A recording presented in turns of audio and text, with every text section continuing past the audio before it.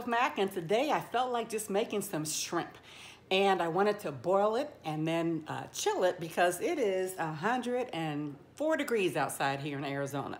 So I wanted something cold, and I just decided to do this at the last minute. So I decided, let's look and see what I have in my fridge so I can make some spicy shrimp. Let me show you what I did.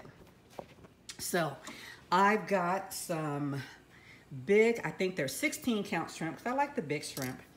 And then I found in my refrigerator some celery, some onions, jalapeno, because I always put a jalapeno in everything. I like things a little spicy.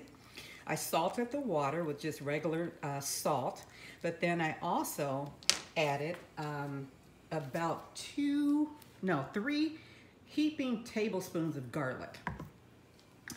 And I also put a little allspice in there because my mom used to always cook and put allspice in there. And of course I put some Old Bay. Wouldn't be shrimp without Old Bay. And this is my spice cabinet. And I also put a little Slap Yo Mama in there. So I brought the water to a boil. Oh, and I also put lemon in there as well.